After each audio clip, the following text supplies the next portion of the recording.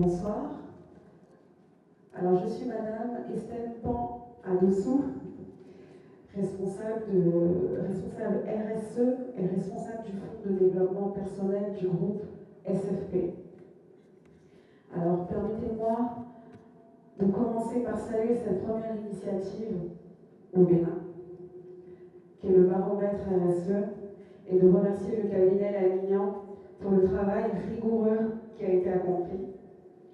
Réunir près de 30 grandes entreprises et groupes opérant au Bénin autour d'un exercice commun de diagnostic est vraiment une avancée dans notre écosystème.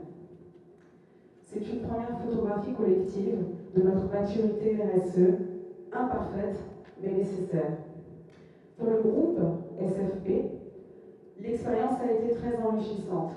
Nous avons participé au baromètre à travers 2 entreprises, 2 filiales, 2 réalités différentes. Une filiale engagée sur une base volontaire et une autre soumise à de grandes obligations réglementaires.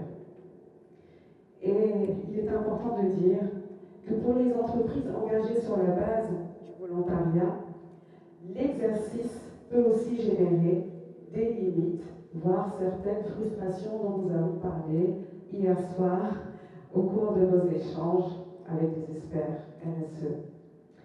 Alors pourquoi certaines limites, pourquoi certaines frustrations?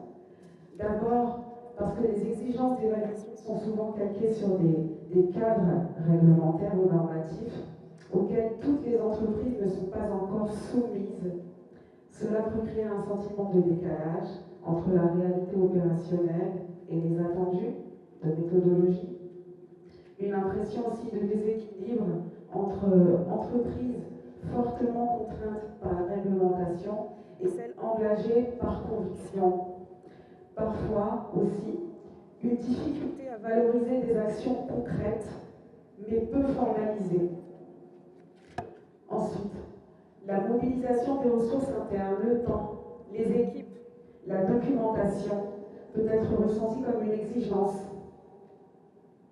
Surtout dans des organisations où la RSE est encore en phase de structuration. Ces petites frustrations peuvent être aussi révélatrices d'un enjeu clé important. La nécessité d'accompagner progressivement la maturité des entreprises sans comparer et sans forcément mettre au niveau de conformité.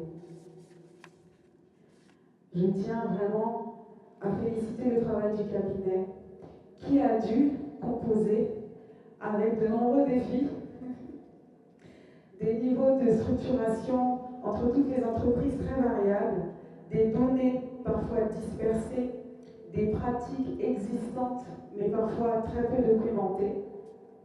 Ce baromètre met en lumière une réalité que beaucoup d'entreprises reconnaissent. La RSE est souvent vécue et pratiquée avant d'être formalisée.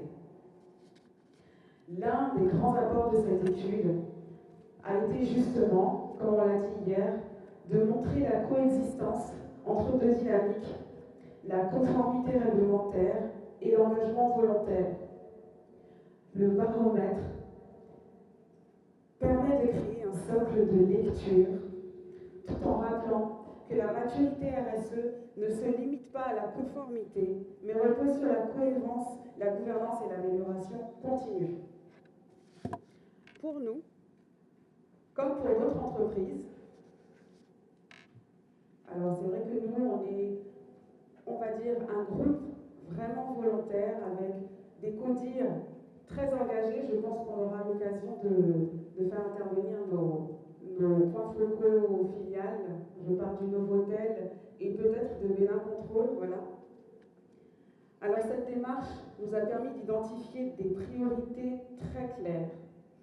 Renforcer la structuration des politiques RSE de nos filiales, améliorer la traçabilité et le pilotage, mieux articuler nos démarches filiales et la stratégie aussi du groupe, les indicateurs et les impacts, comme Monsieur Lalignan le disait tout à l'heure, et surtout accompagner davantage nos équipes dans l'appropriation RSE. En conclusion, ce baromètre n'est pas un classement, ce n'est pas un jugement, c'est un outil de progression.